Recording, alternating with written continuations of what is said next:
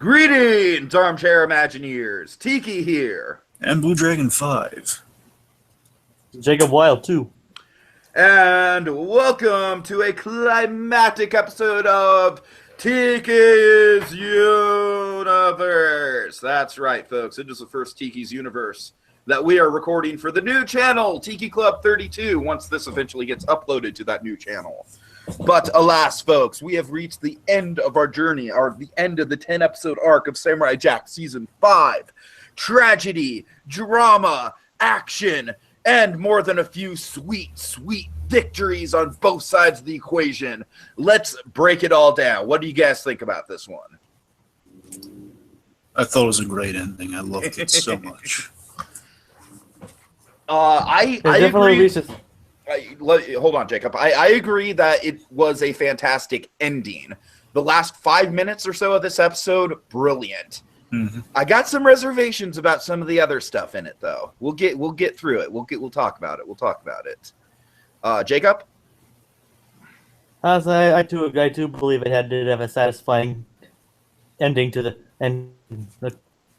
the story very well. Okay, so of course the episode starts off with the big cliffhanger last week. God damn that that beautiful tapestry painting of Ashi and Aku towering over Jack, and then we kind of cut through a whole bunch of different cameos. Dragon, do you want to take the time right now to kind of just list off the cameos? Yes, okay, exactly. I'll list them off and give a very, very Cliff Notes explanation in case anyone's lost. So again, basically, the opening. I love the opening. What's great about the opening is that it's such a great build without directly following where Jack is right now. Like we're building to where Jack is, where it's we kind of get a little reunion, little very kind of fan servicey, but in a good way, reunion of like all of our. Some very notable, basically kind of the best of Samurai Jack episodes with a lot of these guys. Of course, the Scotsman, the whole clan of the Scotsman's daughters and the Celtic ghost Scotsman. Uh-huh.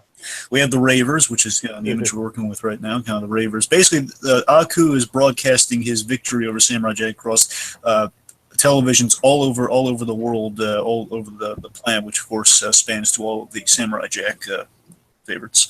So again, the Scotsmen, the Ravers, the Tesseraquins, which I really watched their episode, really moving. They were basically they kind of struck a bargain with Aku, who betrayed them, and then Jack was a really pleasant episode with those two guys. And they, Jack trusted them, they let him down, then they kind of won him back. It was really nice. Then you had the Woolies, of course, who we met earlier in the season. We have the Jumping Tribe, which is personally one of my favorites. It's one of my absolute favorite episodes of Samurai Jack. I lost it when I saw him again. Yes, I love the jumping guys. Then we had the Blind Archers, who are now cured. Yes, jump good indeed. And then, of course, we had Rothschild. Now, Tiki, this one's the most important one because Rothschild was in the very first of the kind of the first three-parter pilot for Samurai Jack. Dog? Yes, that's the Rob Paulson dog. Yeah, Rothschild he's the British Rob Paulson dog. Yes. I thought it was Tom Kenny doing the voice. No, that's Rob Paulson ever since the beginning. He's just this very. It sounds kind of Tom Kenny-esque. But I believe you. Aside from the street kids who name Jack, for they call him, "Hey Jack," yo Jack, and that's where he got the name Samurai Jack. And aside from those guys, the Rothschild, they met inside a bar. Like, oh, we really need a hero. Oh, there's this nice chap here. Let's invite him in. Tell him our plight against Aku. And that's like the snake eating its tail thing of, oh my God, we're going all the way back to the beginning. How nice. Right. Now we have the essentially the Andromeda robots. Those are kind of the cool, like the mustachio robot and company. Mm-hmm. And let's see, that's essentially it.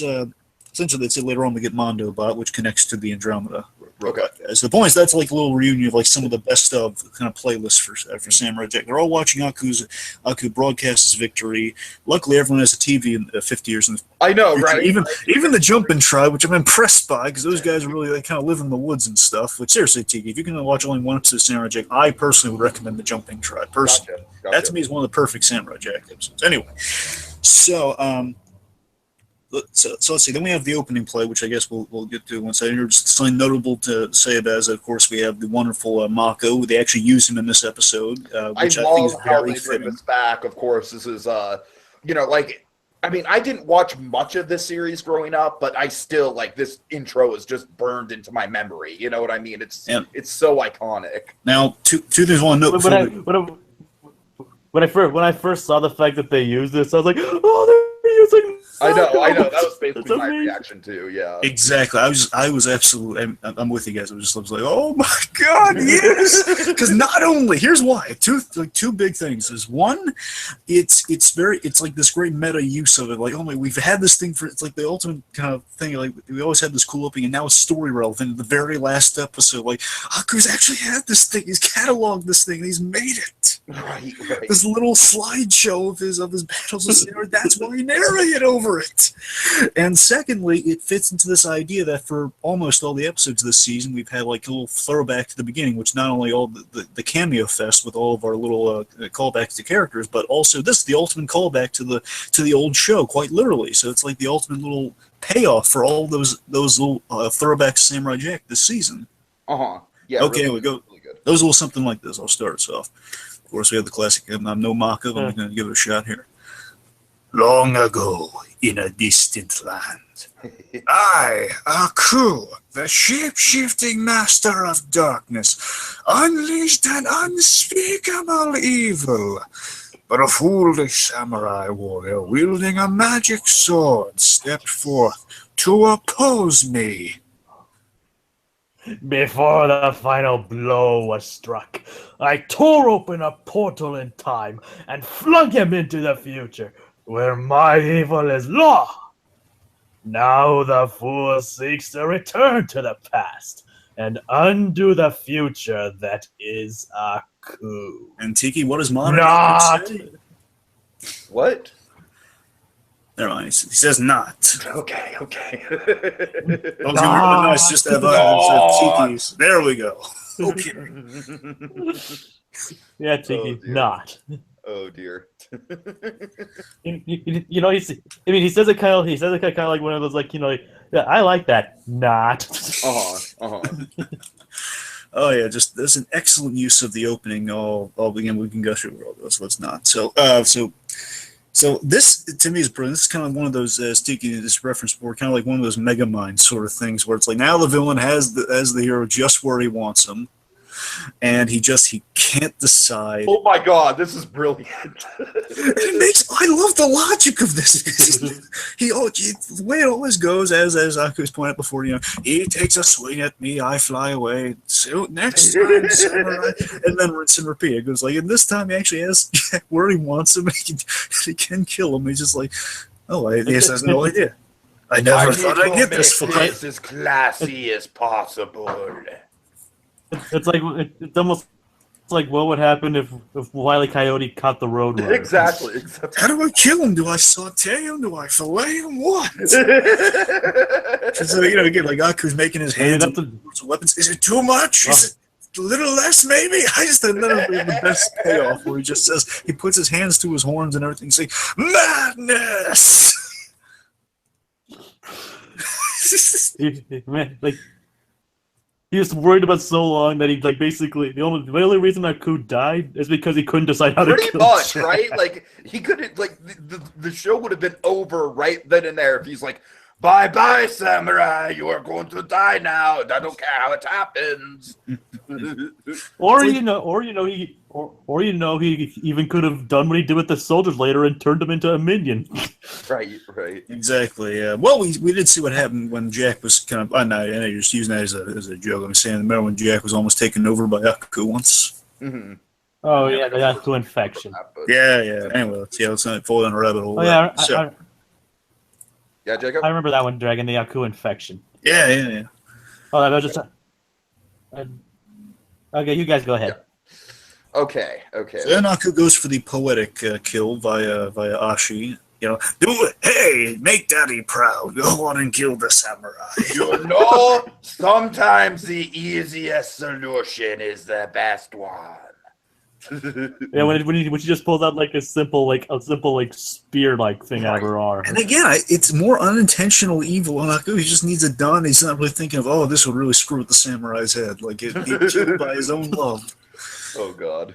Who looks like me? He's like, I see no repercussions in this whatsoever. This whole time, when Jack's making his pleas to Usher, which we'll hit more upon later on, this whole time I was like, wondering how the heck is Jack? It's like the ultimate '60s Batman Death Trap. How the heck is he going to get out of this? And thankfully, the cavalry shows up. Now, speaking of the cavalry, of course. Oh my God! What an applause moment this is right freaking here. Yeah, and just to paint the picture, what else is going on in this scene? Like, this is like the big payoff. Like, what can make all of this even better? Scotsman playing the bagpipe, which I gotta tell you, Scotsman playing a bagpipe, leading an army of his daughters, riding fucking reindeers, man. Oh yeah, it's like Batman riding a reindeer. It's so awesome. Are they stags? I think they might be stags. They might be stags. Yeah, they're stags. All right, fair enough. Still awesome. I'm saying because they get to impale a few Akus, and I think stags are the only ones able to do that. Anyway, sorry. Right. The point is, I mean, this is like kind of like, how can this get any better? Then we get this. So I'm saying before that, we still had a little the build of all this. So we get the Ravers are on the giant birds Ashu's befriending, firing laser guns. We get Rothschild and his pups, in like the grabby pods, from looking like they're from Guardians of the Galaxy. I mean, it's really cool. I actually just had a thought about Rothschild. I mean, like, that means he'd be alive for 50 years. I mean, he'd be alive for the past 50 years. That means he'd be almost, in dog years, almost 300 years old. Oh, yeah. Well, he's a space dog, so I'm sure it's all natural on this planet. Right. Anyway, so of course we have like the... Well, Trojan. I know, just a random thought. Right. Yeah, I think you're absolutely right, though. It would be really old, though. I mean, it's just the fact we give him a beard and everything. Like, just give everyone a white beard. That just makes him instantly older. And it works, for my taste. Then we have the Sarah Quinns with tridents, the archers shooting Aku's eyes and everything. And, of course, they're riding woolies, freaking woolies. Yeah. I'm going to address the elephant in the room here. Dragon, I totally understand, since I am not really familiar with these characters all that much, except for, the things we've seen in the past season. I gotta say, man, I think it was a blown opportunity to make this, I wanted this battle to be less personal, or more personal than it was. Because as far as I'm concerned, they kind of shat the bed a little. Yeah. I mean, I'm kind of coming down, the opposite of this with you. So just hear me out. Just hear out my opinion, and then you'll get a chance. Go. Bend it. I really think it's like we barely see Jack fighting Aku this episode at all. Nothing. Like, he's fighting Ashi the whole time. He's never fighting Aku until the very end when Aku's defenseless. And so it's like I understand what they're I understand the whole season was building up how Jack's influenced all these people. That's fine. And the Scotsman coming in, I totally obviously we obviously we need the reunion. You know what I mean? So Scotsman, basically, I really think it was a missed opportunity for me personally. I really wish that the final battle would have been everyone, you can still cut to all the people, right? You can still cut to all the people watching from the TVs, but just have Jack and the Scotsman versus Aku. I think that would have been the way to go. I think that would have been a lot more satisfying. I'm always one, when it comes to stories and stuff, I'm always one for a smaller, more intimate, more personal story as opposed to something bigger and more epic. And I think they went the big and epic route when they could have gone the more personal route. That's just me personally. It just felt like too much going on. It just there's it was hard to even keep track of it all. I was I don't know. And this scene with the Scotsman is absolutely fantastic. We'll talk about it as soon as we break down my issues. But I wanted to see more of the Scotsman. You know what I mean? I wanted to see, and like I said, I think the big missed opportunity with this finale that I'm still kind of in shock that they blew is the fact that Jack never fights Aku. I can't believe it. I literally can't fucking believe that Jack never fights Aku in this finale until the very end when Aku's a sitting duck. So, Dragon, your defense. Let's turn this into a mini Disney debate. All right, I full-heartedly 100% disagree. Okay. Okay. So let me lay this out a little here. So essentially, Tiki. Look, I partially understand where you're coming from this, but here's what I'm going to throw at you here is that I've been calling since the beginning. Of course, the big battle is going to be Jack in the past with Aku, which we'll hit upon a little later on. But my point is, like, that's why we don't need a future battle. We saw what happens when Jack was trying to defeat Aku in the future last episode. It doesn't work out for him. And I like that the battle really is between Ashi and Aku in the future, because that's, again, that connects to the really great thing about this cavalry fighting.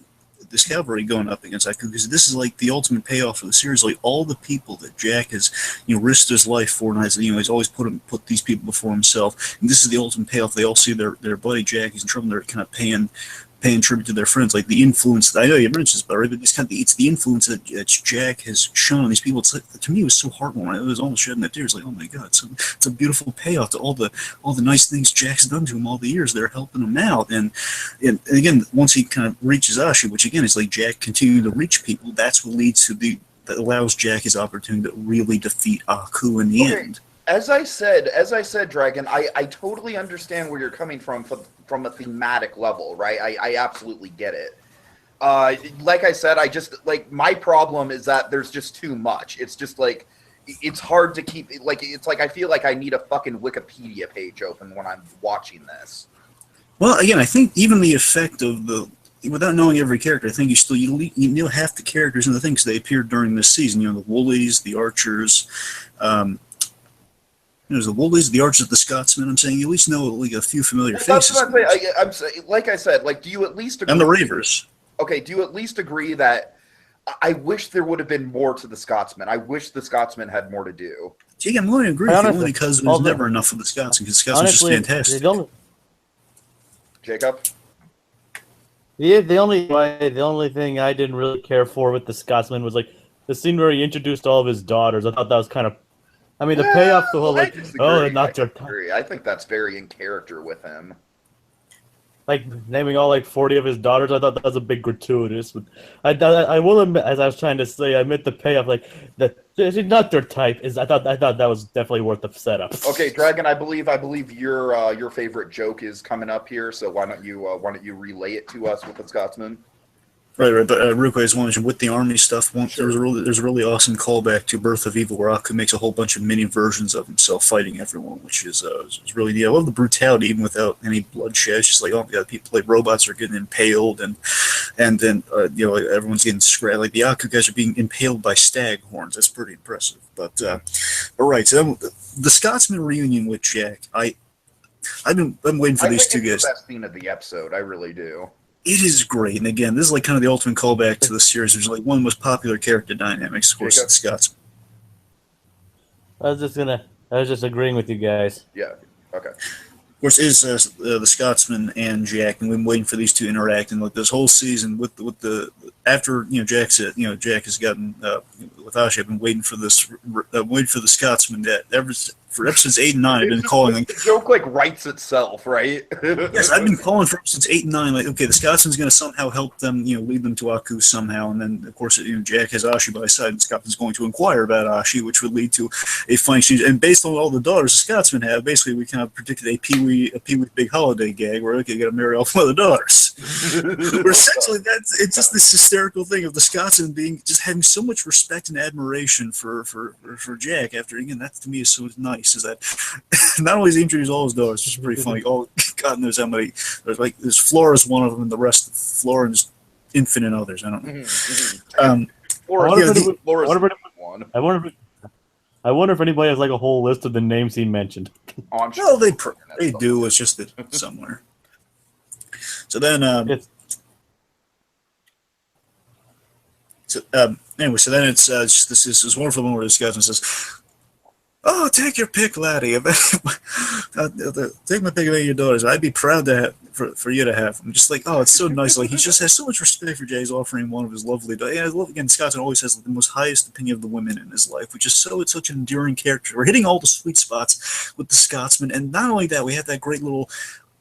It's like just Jack being kind of caught off guard by the Scotsman, as he always is, because not only does Tiki, the reason the bagpipes are even cool with the Scotsman is that this one you probably, I don't know, it's been a while since you've seen a Scotsman. I don't know if you remember. The thing that really got him off is that the Scotsman was playing this bagpipe annoyingly to the Samurai Jack, and that's how they first met. That's why that bagpipe has so much importance coming back. Sure, It's yeah. like, oh my God, that's what kind of bond them together. Like they were, it's like the 48 hours rule. They hate each other, then they love each other. But yeah, anyway, so Jack saying, "Wait, you're dead?" And he says, a wee bit.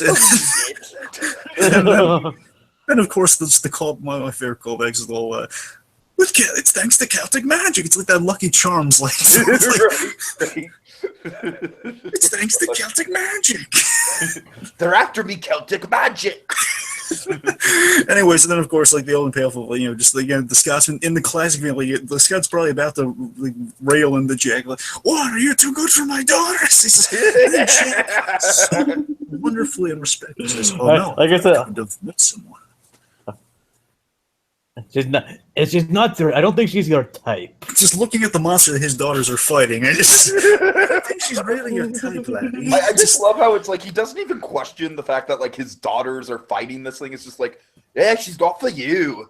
See, here's what I'll contend with on the Scotsman. You got to bear in mind we always want more Scotsman, but I will say one thing. One thing that did bug me in the episode is that he never said goodbye to the Scotsman. That's what bugged me. Yeah, I totally agree. That's the thing. We'll get into that more when we get into like the ultimate resolution, because let's just say I really like the ultimate resolution. I think it's a natural ending point for the Jack versus Aku arc. I just wish it wasn't so rushed. But again, I think they rushed to getting there. But on the whole, moving on, just on the whole, again, I will defend the fan service saying, in context, it makes all sense in the world. Even out of context, I think this is the idea. Let me ask you this, because this is my thing. Like, I think the fan service is as cool as it was for the fans. Like, again, I think it ate up screen time that would have been better served to have a more impactful, like, goodbye between Jack and the Scotsman, and we'll get into it, but to have, I think.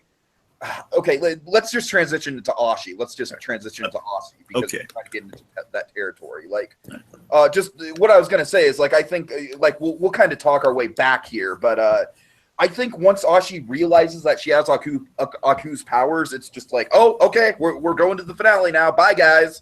It's super rushed. Like that's like I think out like even outside of the fan service stuff, I think that's the worst element of the finale, which is a shame because it's a plot point that they definitely should have hit, and I think it was like I said, I think it's the proper resolution to Aku's whole, the Jack versus Aku arc is, like they went back, like he went back to the past, but like I said, the issue is that it just happens out of nowhere. Yeah, here's the weird thing, Tiki. It's kind of the thing you gotta be honest. As much as I want Jack to say goodbye to Scott, I realize you can't have that because the immediacy, which makes all the sense in the world, the immediacy realize, oh my God, we can get out of here, which Jack's been trying to do for over 50 years now. He has to take that opportunity. As much as I want him to say goodbye to Scotsman, it makes all sense in the world the instant they realize that, and that adds like the immediacy. But what I'm saying, I'm not really saying so much like Jack making the decision to do it, because I mean Jack doesn't even like he doesn't even realize what's going on at first. Like I'm saying like Ashi's just like, I have Aku's powers. Let's go back to the past. Like I don't know. I would have liked to see Ashi maybe fight Aku a little bit more and maybe get more acquainted with the powers. I just think it's kind of cheap that she realizes she has the powers and then she knows exactly how to use them. Well, I don't know. I think it's kind of the instinctual thing of like, just again, it's like kind of discovering them on the fly. I don't know. Yeah. Anyway, just like we're gonna have to agree disagree on it. I don't know. It's just I just think the immediacy. Rush, but that's fine. Anyway, so just getting mainly the main heart of the Jack Ashi thing. Yeah, let's talk. Let's kind of talk backwards and work our way back up to that moment. So we have first of all the Jack, the Ashi being swallowed up by because I think visually is done beautifully. It's just this idea of like, first of all, I love how it's edited because initially, like way back in the beginning, like during the scene you're seeing before, it was like way early in the episode, we just like Jack's like talking to Ashi, and we're just focusing on that weird expressionless face, or we just intercut like Ashi like drowning in the inside, like, oh Jack, and then it's so eerie. And then as like Jack's kind of reluctantly fighting, Ashi just getting more and more monstrous. He's pushing inside, and he's like on the inside of it. It's all creepy. Again, visually, it's this great contrast. What the show has always played with of Jack being the white and then Aku being the black. They've always played with that contrast. The ultimate persona, like the ultimate expression of that contrast of like, literally being kind of the white inside all this black evil nothingness. Right. It's scary, it's tense on the inside of there, and you're just actually being swallowed up into the darkness that so character thematically appropriately is that. Dragon, just so you know, Jacob's internet just crapped out, so I don't know what he wants us to do about that. But I mean, just keep going. Just keep going. Okay. So anyway, so Ashi, my point is, what's so great about Ashi being swallowed into the darkness visually with this is that it connects thematically to the fact that she swallowed into the darkness that Jack saved her from in the first. That she saved Jack from. Remember, she saved Jack from being swallowed up in his own darkness, and now Jack's doing the same for her, rescuing her from being swallowed up in Aku's darkness, which I think is kind of a beautiful statement on kind of what they've done for each other's characters, visually expressed. Okay. And also, what's kind of cool is that this is Aku in his original form. In the Birth of Evil thing, Tiki, we've kind of hinted at here and there. Basically, just Aku before he was the way we see him now. He was just a big blob in space. So he is like this big blobish figure, just as he kind of is initially. So it's like pure evil. She's being swallowed up in. Yeah, no, I mean you're absolutely right. It's a very good kind of visual metaphor, and I really do like the like you said, the blank vacant face, and then like the terror within. Yes. It doesn't look like Jacob's going to be able to get back on, so I'm just going to ask him if he wants to type up like a final statement about the season. All right. Well, I guess powering on through then. Oh wait, no, it's back. Yeah, powering on through. We'll just see what happens. So okay. Anyway, so Ashi. So in the end, look. I guess what? Okay. Sorry, brief technical error on my end. It's all good. It's all good. We're just talking through the Jack and Ashi stuff. Okay. All right, Dragon. Anyway, so of course, in the end, after Jack proclaims his love for Ashi, which is really nice. Now Ashi is she controls her darkness in the end, which again, it's like she's owning. Visualize with her head exposed from all of the black stuff, and which of course how we've been introduced to Ashi all throughout the things. That it's her owning her pain. It's her owning that pain she's endured for all of her life, but now she's in control of a power. Of the power that even the priestess was just trying to mimic. That she actually is. She has Aku's power, but she's in control, and she uses that to defeat the future Aku. Against the ultimate embodiment of Jack's influence on inspiring people to go against Aku. Literally, like someone who was born of the future of Aku, defeating Aku. That's beautiful, man. Yeah, I hear you. Like I said, I totally like. Aku's daughter, Nolan. Yeah, I think it's a good resolution. Like I said, I just I think it kind of comes a bit out of nowhere. Jacob, I'm so sorry. Go ahead, Jacob. I was like saying like you dare stand up, you dare attack against your father. Like I'm not. You're not my father. Yes, I am. Oh, God. Like yes, I am. I love how at the end of the day, Aku was just like a prick dad. Or as I like to call, or as I like to say, that's my freaking father. Yeah, I'm glad you mentioned that, Dragon, Jacob. I'm glad you mentioned that because it actually does really. Of course, I have issues. That's my freaking father. But just getting us to the, getting us to the. I'm sorry, Jake. No, go ahead, Dragon. Getting us to the time travel bit here, I just want to mention, just real quick, just to harken back to it, just with the immediacy what she discovers. Oh my God, I have powers. I can do this and do that, and then of course realizes, wait, all the powers I have. Just real. I guess she would know Lavaku's powers as being raised like a daughter of Aku. Yeah, I don't think it's much of a stretch. She just kind of know what some of the powers. Right, but how does she know how to use them though? That's my issue. Well, again, I mean, it's probably be like the lore of, oh yeah, then he just opened his mouth screeching to screech the time portal. I mean, again, it's like the Aku being boastful and stuff. Again, I give it a dramatic. All right, as you're explaining it more, I'm kind of buying it more, Dragon. Okay. The point is, I like that little instinctual, like, again, as much as, again, I'm with you, they would love the goodbye, but just like that immediately, oh my God, we gotta get out of here right now. The thing Jackson never do, we can do it now. I mean, it could be like well, to go on with the dragons that are about that, it could be like instinctual magic knowledge. Like she's just like once Aku gave her powers, she like somehow instantly like he passed on his knowledge in a way to her. that can make sense. I could buy that. I could actually see that. I could buy that. Anyway, so then of course we get the moment of I kind of had an issue with that too, but I mean, I kind of had an issue with the whole swiftness of that too. But honestly, I don't think it's something that really needs to be explained. Like, she has his powers because he gave them to her. Mm-hmm. And she used them. And she... Okay, you go ahead. Sorry, I was done.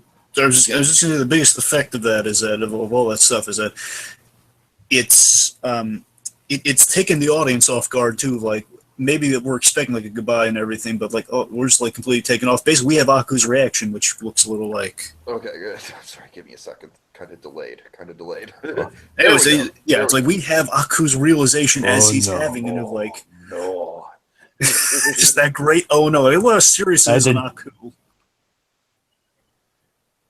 Like, I did not think this through. Again, it's just like that immediate, like, oh no! It's like not all the ceremony, not like the enjoying being evil, not like out of his malaise. Aku this is like the Aku, like very seriously. Right. My rope is like my worst fear. Like he's going back in time. Oh no! I'm gone. I'm Biff Tannen from that deleted scene in Back to the Future 2. I'm gone. Oh god. So, I guess his reaction here is, love stinks. and then we get that great moment of Jack going through the black and white time portal. Just that little moment, and he's with not only with us, just that moment of Jack realizing, I'm in the pool. No arm reaching me. I think what you're trying to get with the audience reaction is a little bit. I think it's a little bit of both. Like, we're supposed to be like on Aku, like, oh no, but I also think the audience reaction is Jack. You know, like, oh my god, this is actually happening. Yes. But, like, the theme song is finally coming true. He's going back. Yes. It's such a sense of, like, you feel so like a fist pumping moment for Jack. Yes, he's going back. He's like going back to the past. He's not getting Samurai back Jack. like Tiger Philanthropist, but he's going back. Right. So then we have the big fight, and I've been calling this from the beginning, and I've always for me, I was so looking forward to not having as much of a fight in the future, but having the big fight in the past, because that's what the whole thing's been building to, the whole series. So we get Jack versus Aku, which the way it's executed is far better than I could ever imagine. Just the bit of like, I literally, not only myself, I just did it myself to see what the time was. So 12 seconds after Jack is sent into the future, he and Ashi return, and then Aku says, "You're back already." Exactly, and then we have a big rematch, and which, as I pointed out before, are technically the final words he ever says in the entire series. As I said, Jacob, I think that's so appropriate for Aku and the whole arc of this Jack versus Aku story. And again, I love when they pull this trick. I love when they reanimate the scenes exactly frame for frame, and they actually use the Mako dialogue because they used Mako's dialogue before. You know, he says you're back already. Everything before that's the Mako dialogue. Sure. It's great.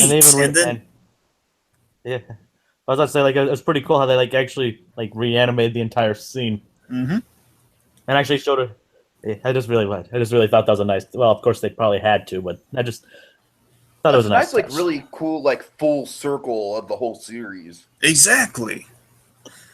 Oh yeah, man! I definitely recommend anyone watching this. You know, again, watch the pilot, then this is to get a full effect of. You get a little bit of Rothschild, you get a little bit of everything from this episode is kind of in the 3-part pilot thing. You get all the training, you get the face off, and you get some of the Rothschild and the future stuff. So. Fun experience. Anyway, so again, what's so great about this fight is that it's the build and the intensity on Jack. Because Jackie, he's missing the top part of the gi, and he's got the long hair, and he's so pissed off at Aku. He's got the sword, and again, essentially in 7 to 8 strikes with the sword, Aku is no more. He wails on him. Of course, the surprise on Aku, and then we have the classic thing from the first episode where Aku's shape shifting left and right, but it's even more intense because Aku on his last legs, he's just so desperate, and essentially we get kind of this last final blow is struck to the half of head that Aku has run away as Jack strikes. Then we have the 2 eyeballs inside the sword. No more! And he strikes it down. The Aku's evil, basically in a self-destruct motion, takes the flame palace thing. And just, kaboom. And I love Jack even got to keep his sword. I thought he was going to destroy the sword with that. No, he even got to keep the sword, man. Oh, and it's a samurai's job is never done. Yes, it's such a glorious kind of oh my god, he finally did it. It took 5 seasons, but he finally did it. All right, all right. Yeah. Very sad. And of course, like, in theory, they could have ended there, but not without being really emotional. Oh, God damn it. Do we have to talk about this? Can we just pretend that unfortunately, unfortunately, so let's plant the seed of destruction. Let's just say I've never been more sad to be right. Right. I mean, I think we all kind of called this, but it was like, no. I remember we talked about the possibility of the paradox thing catching up. And here's the thing. I'll only paint a picture for folks. So I'm terribly sorry for that screeching going on in the background. By the way, guys, there's not much I can do about that. So let me paint a picture for like I don't know if everyone's expecting this in the audience. At least the people who maybe us think the possibility occurred to us of the whole paradox thing catching up with Ashi, where it's through my head during this thing. It's that I'm thinking, okay, Ashi, she felt something when Aku got destroyed. She felt even got a little weakened from Aku, which kind of paints like a little seed of doom of like, oh boy, what's going to happen to Ashi? But then again, it doesn't affect her instantly, which we were expecting. And I'm thinking, okay, maybe because she's like coded in Aku, it's like a weird loophole, like Jack has. Jack has a loophole because he was plucked from time.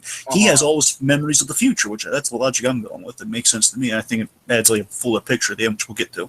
Okay. The point is, I like to think, okay, Jack has a loophole. Maybe Ashi. I was thinking maybe Ashi has a loophole because she's coding the Aku stuff. Mm-hmm. Yeah, sure. Then that was the thoughts that were racing through her. Then we're like, oh, then the preparations begin. We're like, what I loved is like they actually got all the people who trained Jack to attend his wedding. The mentors, the tribal warriors, the monks, the archers, like all great little callbacks to the first episode. Robin Hood. Yes, yeah. right.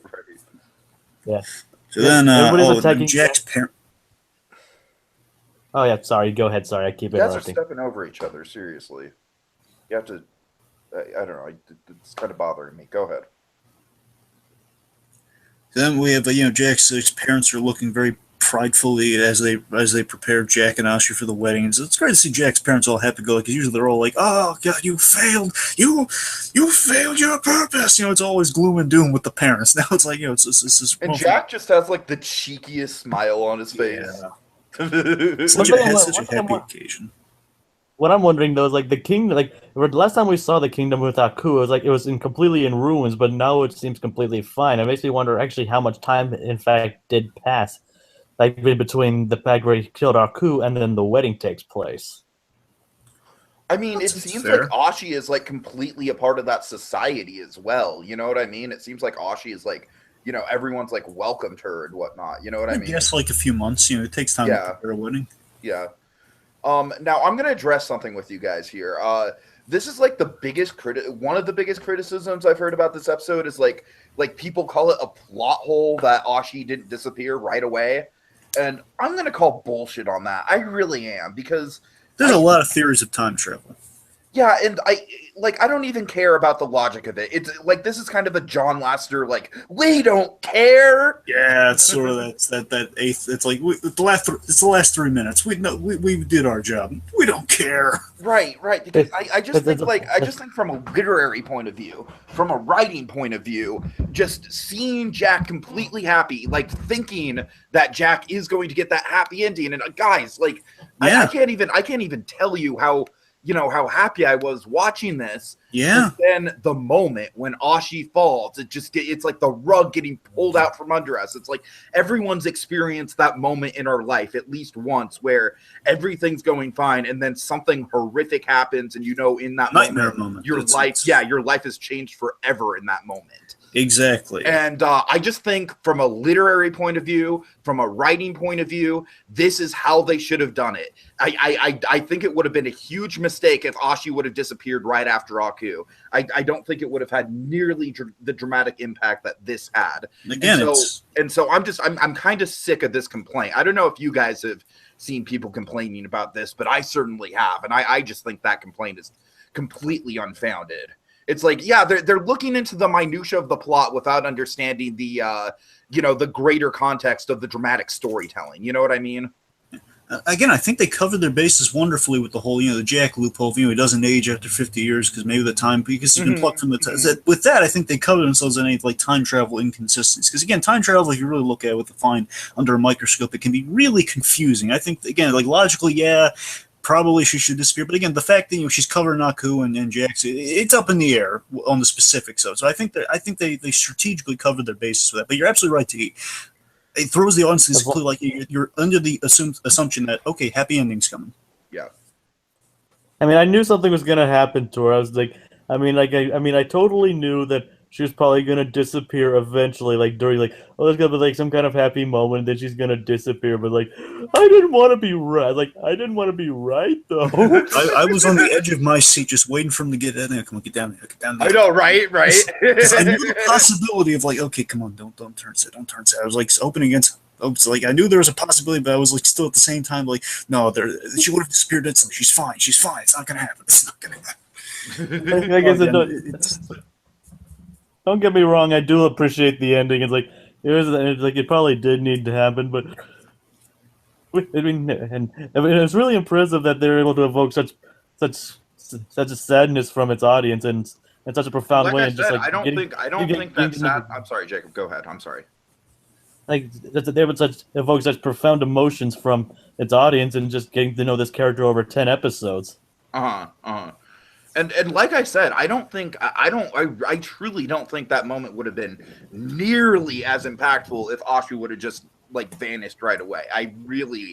It's seeing Jack happy, and it's seeing the parents happy, and it's getting that happy ending and having it yanked away from us. That's what definitely made it more potent. I think you're right on. Yeah. I think it still would have been effective, but this way makes it all just perfectly sad. And so for that reason, like I am definitely like, we'll agree to disagree about the final battle and everything, but I am very much disagreeing with the critics of this. Like I said, it's like the critics are looking at the minutia of the plot over the grand scale of the dramatic storytelling. Yeah. So. And what's two things about this again, just of course, just the way it's executed when she falls. Oh God, it's so. The this might be one of the saddest moments I've ever seen in any cartoon. It really might be. I will agree with you there. It's just the Back to the Future of it all, just like the disappearing hand, and the clothes faded. But as you're seeing right now, before he's clutching the wedding dress. Oh my God, she was such a beautiful bride. Just clutching the wedding dress, and and just the realistic way in which she falls. It reminds me of Up. It reminds me of Married Life. I would agree with you. It's kind of it's Tartakovsky's Up equivalent. I would give you that. right. Like that moment in Married Life when she falls when she's going up the hill. It's that moment. It is. And it's just like it's also in the moment. It's like this is like kind of Aku's last laugh. It's like the tragic punchline to Jack. Right. To all of it's the ultimate punchline to the series where and we kind of knew it's been speculated on the grand scheme like if Jack goes back, of course the whole future was undone, and of course it occurs to you in the moment if it hadn't occurred to you already that oh my God, all the hard work and the connections are ultimately undone to defeat Aku, which means any friends, any family, any loved ones in this case all gone. The price of victory. It's like the hero's ultimate sacrifice to save against the needs of himself, putting the needs of everyone else before the needs of himself, which it's so painful. And that we've never seen Jack this bereft and this like just heartbroken. We've seen him like really on the void of like kind of endings. We've never seen him just like this like truly broken up. Right. So, now we have. Of course, with every good tragedy, there has to be some semblance of hope, and my God, I think this last scene is so fucking beautiful. This is like the most bittersweet ending in any series ever. It's the most bittersweet yet beautiful ending. It's like perfect. Like, okay, I know you said that Tartakovsky said that people can go forward. No, please don't. No, it has to be it. This is it. Tiki, it's a joke that he's had. He's saying, "Well, look, this is my ending. If you guys want to do like essentially fanfic, essentially like do like if anyone wanted to pick this up and say, okay, if she didn't die, because again that would undercut the thing. If she didn't disappear, then go forward, do everyone. But this is the official ending. They cannot do a season 6. Exactly. This is like him answering a season 6 after this. Yeah, this is him answering like these season 6 kind of what ifs. It's like without giving it away before this episode came out of like, oh well, you can go an alternate way with it. Oh, but yeah, well, Tiki, something I noticed in the rewatch, I want to point out real quick. We mirror two things in this opening as we get to this ultimate shot here. Is that Jack's he's riding a horse and he's like in a real foggy environment, which mirrors the opening shot from the Aku, like the long ago in a distant land opening where Jack's on a horseback. Right. And it's also in the distance. He looks like that spirit of the warrior on the horse. Remember the one who keeps telling him to end his life. Mm-hmm. So I'm just saying, I look this scene really unfolds beautifully on a rewatch, where it's he goes to the same. This is the same tree that he showed Ashi earlier in the season. This is the one that this was the symbol, the cherry blossom tree. This is the symbol of him showing. Oh, sorry, I jumped in too quick. I'm saying, he showed Ashi, he showed her the truth of Aku, that he doesn't preserve all the natural world is not his. He's perverted and destroyed the natural world. This is like all the stuff that, like a dwindling symbol of what he's left over. Mm-hmm. Sure. I will admit I didn't actually realize that was the same tree, but now that you guys point that out, I actually do see that now, and that makes this ending even more amazing to me. Yeah. And then we have just but let's not forget the other little symbol here. Yes, the ladybug. Oh my god! It's the most perfect, bittersweet symbol of everything. Which, by the way, let's go over our reactions a little here. I think Tiki and I are agreeing. We quietly wept. I mean, at this point, I was just I was still so devastated by Ashi that what I love about this moment is that it puts us like in the mindset of Jack, right? Where it's like you're still so devastated, but then when you see Jack smile, you know that even though he came through a tragedy, everything's going to be okay. He's going to get through this. And also the ladybug shows that Ashi is still with him in spirit, and this perfect future wouldn't be possible without her to begin with. Of course. Now I'm not going to go into I've heard some theories that the ladybug is a reincarnated Ashi. No, it's just a symbol for Ashi. Yes. It's just this. It's. Again, I was like had the weeps words, like not the tears aren't coming out, just you're making the crying sounds. It's so sad and pathetic, but it was so true. Trust me, I was in tears too the first time I watched this. I just vividly remember messaging Jacob immediately after watching this. I was like, they couldn't give us a happy ending, could they? Essentially, I had the McConaughey thing. Remember McConaughey from Interstellar, where he's just reacting to all the messages from his son? That's essentially what I had watching. Oh God, I just want to pull a screen cap of that up. I was so sad yet so happy at the sort of right. So the tears and the weeping sounds of happiness. That's what I had. So essentially, again, just this bittersweet, sad, beautiful end that it's just that he and Ashi valued beauty in the world, and her sacrifice protected it. And it's harkens that ladybug harkens back to that moment where Ashi chose the side with Jack. She saw that he wasn't evil. It was this great intersecting moment between good and evil, where it's like for a moment, initially they were on complete different sides, and then she realized in that moment, no, he values life. He didn't crush the ladybug like my priestess mother. No, he values life, which means he can't be completely evil. Which of course then going to the tree just solidified it for. Just just symbolizes. Some people have analyzed the ladybug 8 ways to Sunday. Because some people, I know, right? I think the two things to take away from in terms of symbolization is that one, it's that people look to the ladybug and some sort of thing that the ladybug symbolizes in some cultures or something that it's he will meet another Ashi or he'll fall in love again. I could see that. I could definitely see that. That's personally what I like to believe. He's happy. Sure he's gone through a tragedy, but he's happy right now. He's the future is bright. Sure Ashi's gone, but the future is bright. There's no more Aku. He can live his life in his time. He's back with his parents. And he can find happiness and possibly even love again. Yeah, really nice. And the two things I also kind of took from it personally is again just kind of tying it into the whole series with not only the Ashi thing, but just kind of also what Ashi represents with this ladybug is that ladybug is also a symbol of Jack remembering the future, because he's remembering a specific moment from the future. And not only is he remembering just Ashi, and he's remembering all the friendships and adventures he had in the future, all the friendships and loved ones that he met along the way with that ladybug. And it's like this whole ending with the basically the end shot that we're on right here is where it's all the sun and everything's come out as after it was all black and it was all gray, and the ladybug was the only thing colored. Now the rest of the colors coming in, so it's basically changes on the way with the blossoms and the cherry blossoms, and Jack has saved the world from evil, and now the static character can move forward. It's really good. God, this is okay. Beautiful ending. All right, final thoughts, gentlemen. Final thoughts. I'm sorry, Jacob. The ending specific. No, this is going to be part of my final. Okay. I can make this as part of my final thought. Okay, overall, the ending of the episode probably did have a personal effect on me. I mean, it was just very few series finales make me shed a tear. This one was definitely one of them.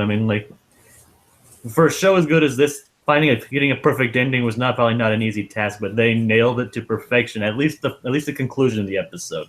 I do agree with some of your.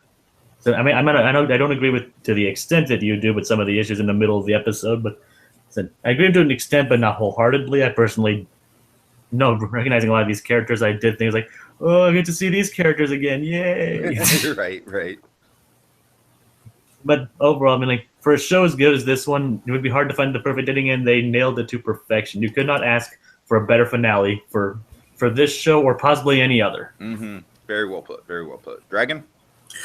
Oh god, this was just as an episode by itself, just for this season, it was great. Looking at the whole series, I thought it was so great. The only worry I honestly would have going this episode is like, well, it's probably gonna be great. Obviously, it's gonna be a great ending for the season. I just hope it's gonna be as good an ending to kind of justify for the whole series period. And again, like those callbacks in the beginning, just kind of the whole idea of like all the people Jack's helped coming back for him, and of course, just the power of that ending of that little ladybug moment. It was such the perfect bittersweet note to hit on, and basically like this and all the Marvel movies and everything, just will down my emotional kind of it's basically I get so weepy now watching the older episodes of Samurai Jack. Is watching the others, it's like there's like all the niceties of Jack, all these great moments of like Jack learning to one of my favorite episodes, though, Jack learns to jump good. That one, that's whole, like, oh my god, that's so nice. I'm starting to get weepy a little bit. Right.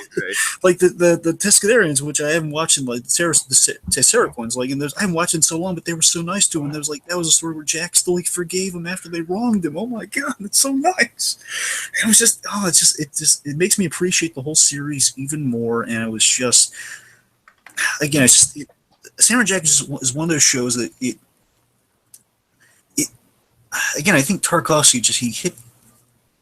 It's so uniquely him. It's so uniquely his style, and it's not connected to like a whole bunch of like.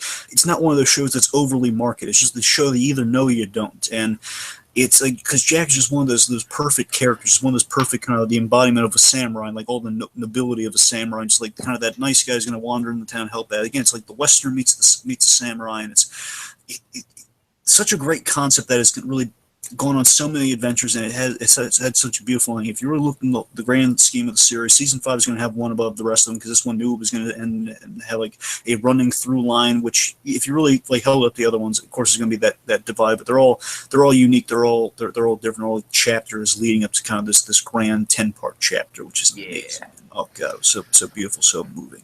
Yeah, of course, I have a slightly different perspective because I haven't watched through the whole series, but I gotta say, guys, just this season in a nutshell is fucking fantastic. Just, you know me, I fell in love with Ashi about episode 4 or 5. I never looked back. She's a spectacular, really, really incredibly well-developed character. Her arc was tragic and beautiful. The Jack, and like I said, I have a couple minor issues with the Jack and Aku stuff, but mostly it was really good. And most importantly, the character of Jack himself truly went through a remarkable transformation through the course of the season. Fantastic episode for the most part. I'll agree to disagree with the army stuff and the fan service stuff. Other than that, like, I think the ending is it's just almost too much to handle, man. I know, it's like really hard to rewatch. Every time I rewatch it, I just can't. I debate getting through. It's like, oh god. I know, right? It's like, oh god. But yeah, I just, in the end, guys, all I have to say is that I'm really, really happy that I decided to take this journey with you two gentlemen, and it's been a fantastic ride going through the season and the end of the series. And thus ends one of the greatest cartoons ever made. Indeed. And folks, with that, it appears that we've come to the end of our brave samurai's journey. And in the end, he finally managed to get back to the past. Samurai Jack! Jack. Watcha!